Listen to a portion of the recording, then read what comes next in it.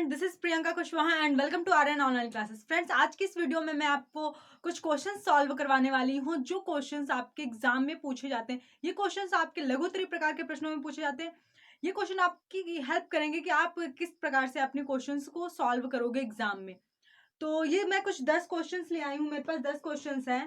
तो ये 10 क्वेश्चंस मैं इस वीडियो में सॉल्व करवाने वाली हूँ और आपको एक आइडिया मिलेगा, एक फील मिलेगा कि किस तरह से आपके एग्जाम में पूछा जाता है क्वेश्चन। तो चलिए बिना देर के हम इस वीडियो को स्टार्ट करते हैं। और सबसे पहला जो क्वेश्चन है वो मैं पढ़ती हूँ, आप ध्यान से सुनिएगा। अगर आपको आता है तो वीडियो को पॉज करके आप उसे सॉल्व करने का प्रयास कीजिए, नहीं आता है तो आप देखिए। पहला क्वेश्चन है, द्विघात बहुपद ज्ञात करें जिनके शून्यकों का योग -3 है और गुणनफल 2 है। शून्यकों का मतलब होता है मूल। कुछ बच्चों को लगता है कि शून्यक अलग है, मूल अलग है। नहीं, मूल ही द्विघात बहुपद के जो मूल हम निकालते हैं वही हमारे शून्यक है। उन्हीं को हम शून्यक कहते हैं। तो दे रखा है शून्यकों का योग -3 है, यानी शून्यक अगर अल्फा और बीटा है मान लेते हैं, तो alpha beta is equal to -3 दिया है। और शून्यकों का गुणनफल यानी alpha into beta is equal to क्या दे रखा है हमें, 2 दे रखा है। तो ये हमें द्विघात बहुपद ज्ञात करना है। तो द्विघात बहुपद का फॉर्मूला सारे बच्चों को पता होगा कि क्या होता है, एक्स स्क्वायर माइनस मूलों का योगफल यानी शून्यकों का योगफल इंटू एक्स प्लस मूलों का गुणनफल अल्फा इंटू बीटा। ठीक है, ये होता है। लेकिन इसमें क्या बोल रखा है कि द्विघात बहुपद ज्ञात करें, तो हम इज इक्वल टू 0 नहीं लगाएंगे। ये कब लगाते हैं, जब हमें कहता है कि द्विघात समीकरण ज्ञात करो, तो हम इज इक्वल टू 0 नहीं लगाएंगे, हम सिर्फ ऐसे ही ज्ञात करेंगे। द्विघात बहुपद ज्ञात कर रहे हैं, x square minus alpha plus beta दे रखा है -3। ये आपके लघु उत्तरीय प्रकार के प्रश्नों में पूछा जाता है। इसी तरह के क्वेश्चन आएंगे। मैं ये नहीं कहती कि एज इट इज यही क्वेश्चन आ जाएगा, लेकिन इसी टाइप के क्वेश्चन आएंगे। अगर आपको ये आता रहेगा तभी आप सॉल्व कर पाओगे। आगे के जो क्वेश्चंस मैं बताने जा रही हूँ बहुत ही ज्यादा इंपॉर्टेंट है, इसलिए वीडियो को एंड तक देखिए बिना स्किप किए। ये क्या हो गया आपका, ये बना। अब हमारा ये बहुपद क्या मिला, x square minus minus plus हुआ 3x+2। ये हमारा हो गया बहुपद। मैंने इज इक्वल टू 0 इसलिए नहीं लगाया क्योंकि समीकरण नहीं, ये बहुपद है। जब समीकरण पूछे तब आप इज इक्वल टू लगा के 0 लगा। जब दो साइड हो जाती है LHS और RHS, तब जाके हमारा वो समीकरण बनता है। इस टाइप का जब होता है उसे हम बहुपद कहते हैं। ठीक है, ये हमारा द्विघात बहुपद है। दूसरा क्वेश्चन क्या है, दूसरा क्वेश्चन आप ध्यान से सुनिए, मैं पढ़ रही हूँ। लिखा है, एक समद्विबाहु त्रिभुज ABC में कोण B 90 डिग्री का है, तो सिद्ध कीजिए AC square is equal to 2AB square. यानी कोण जो B है त्रिभुज में वो 90 डिग्री है और हमें सिद्ध करना है AC square is equal to 2AB square. तो हमने ये बना दिया एक त्रिभुज, ये हमारा 90 डिग्री कर दिया मैंने इसे, ये हो गया B। यानी कोण B दे रखा है हमें 90 डिग्री, ये हमारे क्वेश्चन में दे रखा है कि कोण B 90 डिग्री है। ये हो गया ABC, C है ये। ठीक है, तो ये 90 डिग्री दे रखा है, हमें ये प्रूफ करना है AC square is equal to 2AB square. तो हमारे क्वेश्चन में ही बोला है कि एक समद्विबाहु त्रिभुज, ये यानी समद्विबाहु त्रिभुज का मतलब क्या होता है, दो भुजाएं जिनमें बराबर होती हैं। यानी हमारा ये और ये बराबर होगा। तो हमने क्या निकाल लिया, अब समद्विबाहु त्रिभुज से हमने निकाला कि AB is equal to BC, यानी दो भुजाएं बराबर होनी है।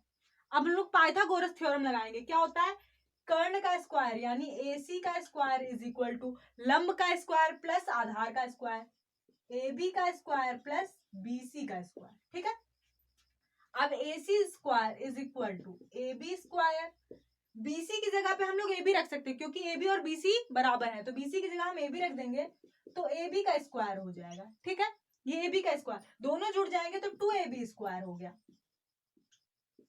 सबको समझ में आ गया क्या किया मैंने, यहाँ पे पाइथागोरस ये क्वेश्चन में ही दे रखा था कि ये क्या है, समद्विबाहु त्रिभुज ABC और B 90 डिग्री का है, तो हमें ये प्रूफ करना था। तो भाई क्या हुआ, हमने क्या निकाला, समद्विबाहु त्रिभुज से दो भुजाएं बराबर हो गई, AB और BC कर दिया।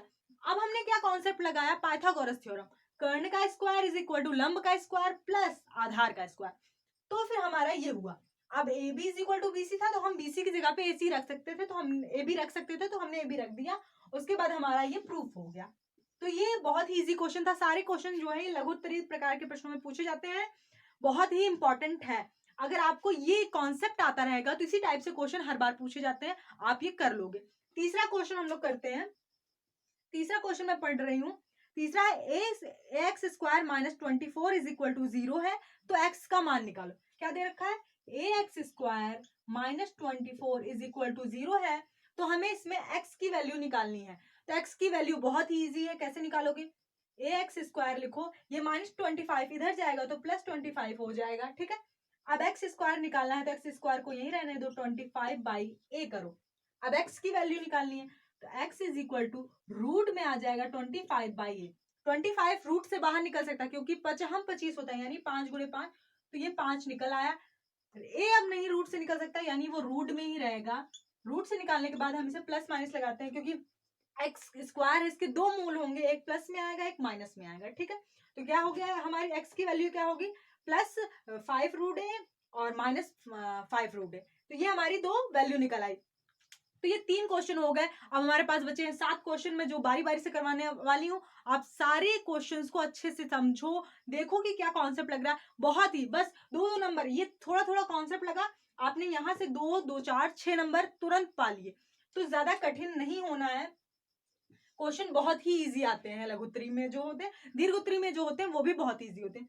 चौथा जो है हमारे पास क्वेश्चन है, 3, 8, 13, 18 का कौन सा पद 38 है। दे रखा है 3, 8, 18, नहीं 13 है, 3, 8, 13 फिर 18 का कौन सा पद 38 है। ये हमारा क्वेश्चन दे रखा है कि 3, 8, 13, 18 है, कौन सा पद 38 है। तो पद यनवा पद निकालने का एक फॉर्मूला होता है, tn is equal to a plus n minus 1d, ये हमारा फॉर्मूला होता है, सबको पता है।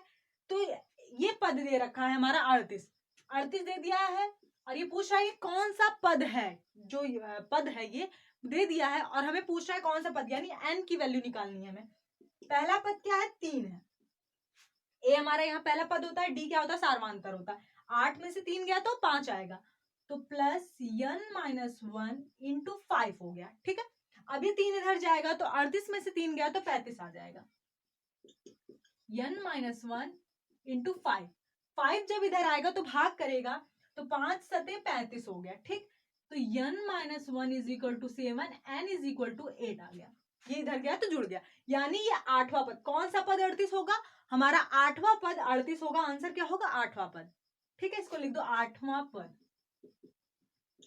तो ये हो गए हमारे 4 क्वेश्चन। अब बाकी हैं आपके 6 क्वेश्चन जो कि बहुत ही ज्यादा इंटरेस्टिंग है, इसलिए वीडियो में इसी तरह बने रहिए। अगर वीडियो अच्छी लग रही है आपको तो वीडियो को लाइक कर दे, हम इसे रफ करेंगे, उसके बाद आपको अगला क्वेश्चन करवाएंगे जो कि हमारा 5वां क्वेश्चन है, ठीक है। फ्रेंड्स बढ़ते हैं हम अपने अगले क्वेश्चन की ओर। 5वां क्वेश्चन जो है वो मैं पढ़ने जा रही हूँ। 5वां क्वेश्चन मेरे पास है, एक अर्धवृत्त की परिधि 36 सेंटीमीटर है, तो उसका व्यास ज्ञात कीजिए।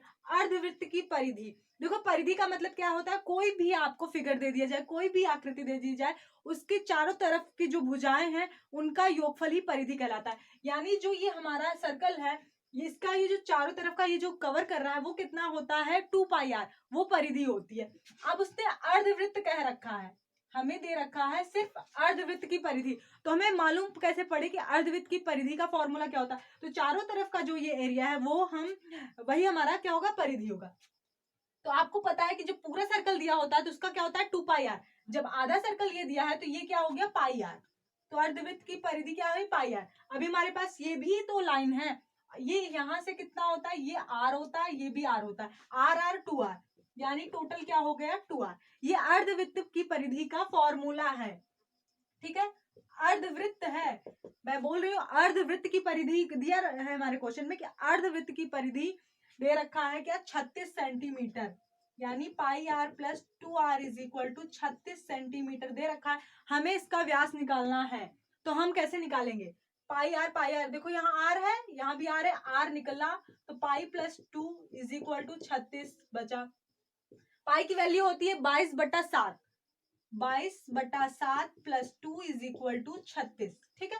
अब हम इसे सॉल्व करेंगे तो 7 दूना 14, 22 क्या होगा, 36 हो जाएगा। 36/7 इज इक्वल टू 36, 36 से 36 कैंसिल आउट हो गया। अब हमारे पास क्या आया, r इज इक्वल टू 7, ये r की वैल्यू यानी त्रिज्या है, अर्धवृत्त की त्रिज्या है। अब हमें व्यास निकालना है तो 2 से गुणा कर देंगे, तो यानी d व्यास इज इक्वल टू 7 × 2 14 सेंटीमीटर हमारा व्यास हो गया। बहुत ही सिंपल है। इसी तरह से आते हैं क्वेश्चन, 2 नंबर बस थोड़ा सा लगाओगे आप फॉर्मूला, थोड़ा सा दिमाग लगाओगे, 2 नंबर ऐसे ही पा जाओगे।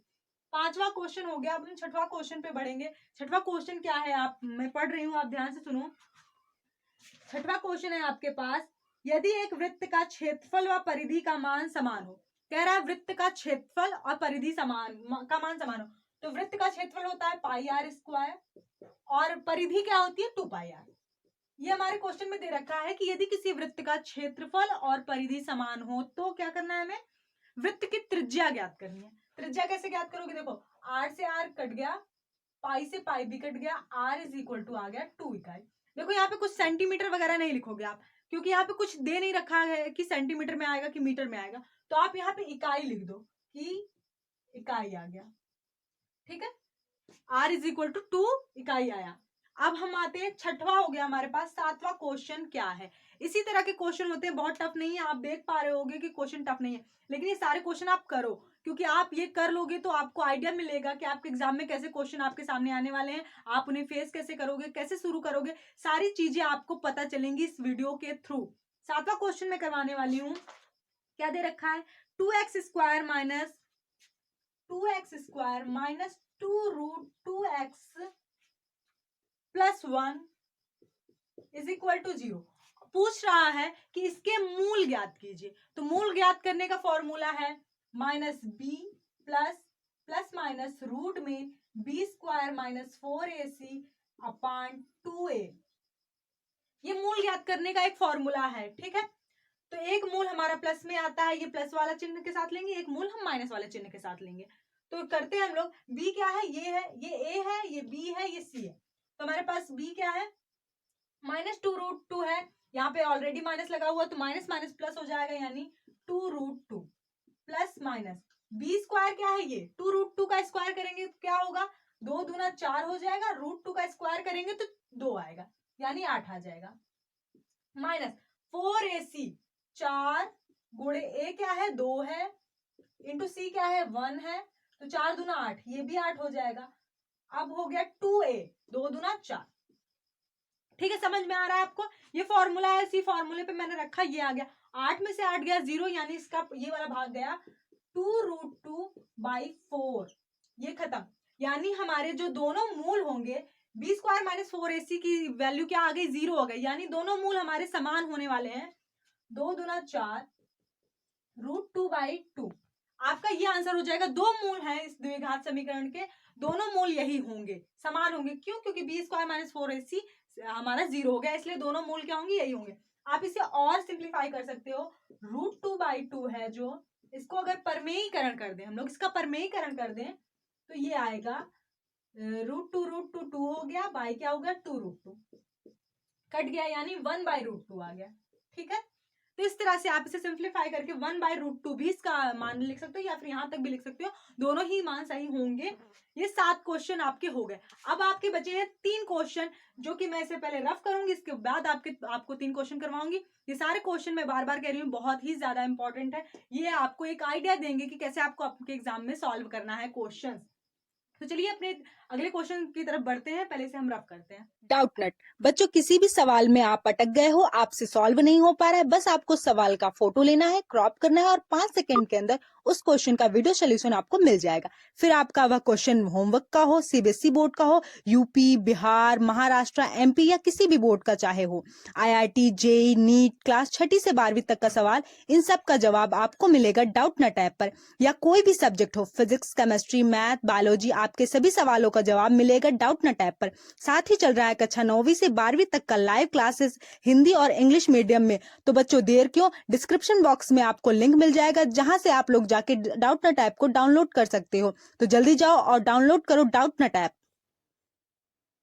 तो फ्रेंड्स मैंने इसे रफ कर दिया। अब हम बढ़ते हैं अपने अगले क्वेश्चन की तरफ, जो कि हमारा 8वां नंबर का क्वेश्चन है। हमने 7 क्वेश्चन अभी तक कर लिए हैं, अब मैं 8वां क्वेश्चन आपको बताने वाली। 8वां क्वेश्चन क्या है, 1 + sin theta upon cos theta, ये सिद्ध करने वाला सवाल है, ट्रिग्नोमेट्री का है।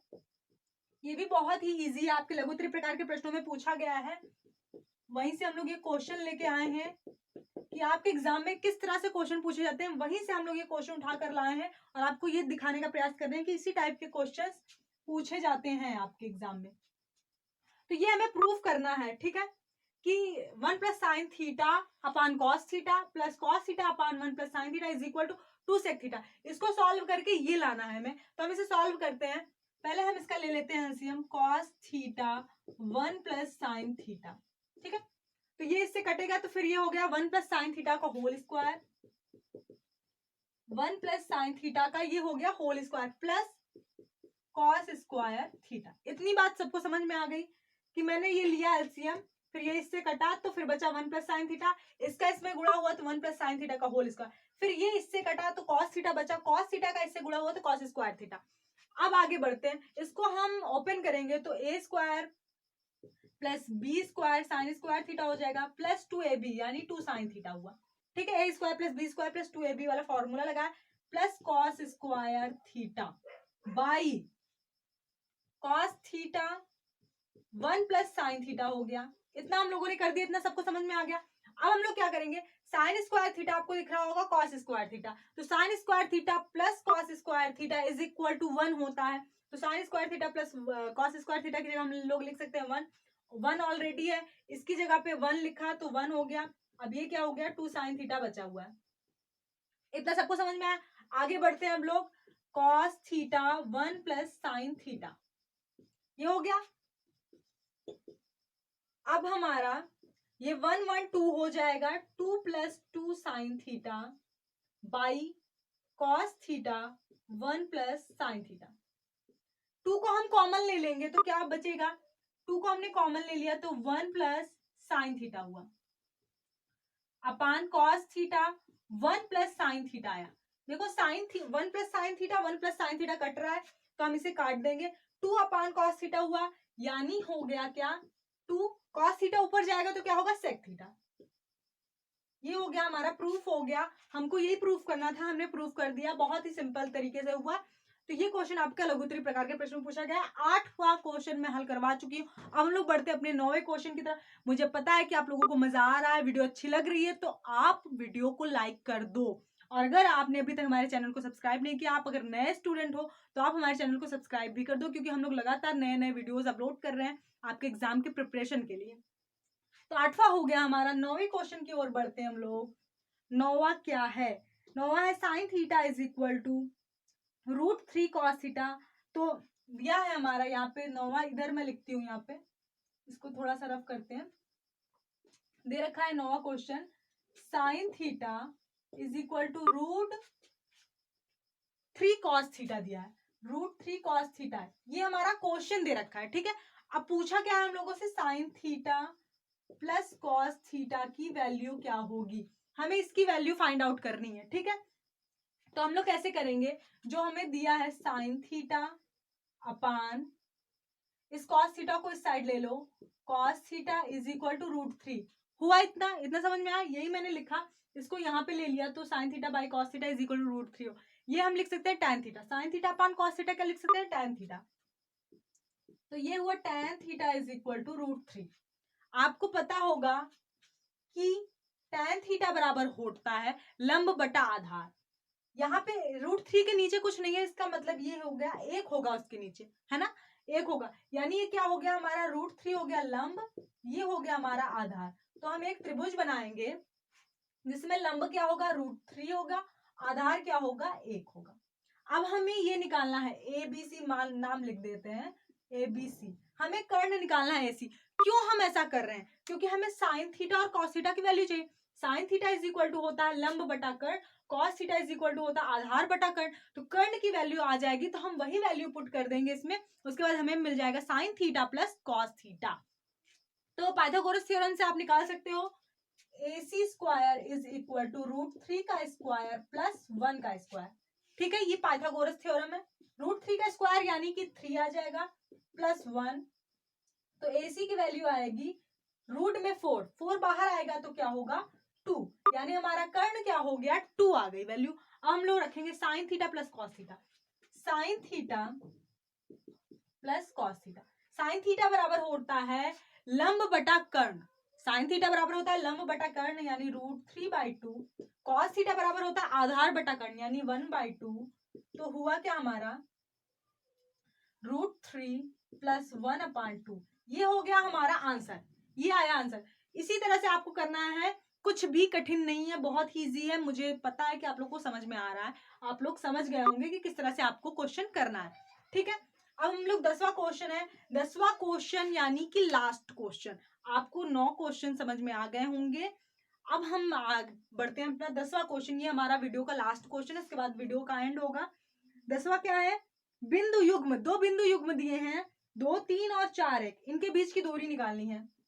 दो बिंदु युग्म है 2, 3 और 4, 1, इनके बीच की दूरी निकालनी है। तो बहुत ही सिंपल सा फॉर्मूला है, जिसको पता होगा वो फटाक से कर लेगा। 2 नंबर ऐसे ही मिल गए भाई, कुछ नहीं करना पड़ा। दूरी का फॉर्मूला होता है x2 - x1 का whole square plus y2 - y1 का होल स्क्वायर। ये होता है, ये हमारा x1 y1 है, ये x2 y2 है।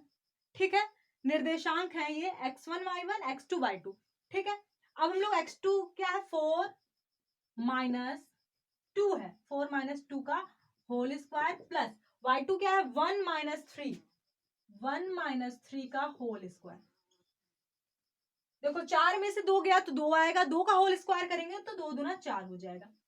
1 में से 3 गया तो -2 आएगा, -2 का होल स्क्वायर करेंगे तो प्लस में ही 4 आएगा, 4।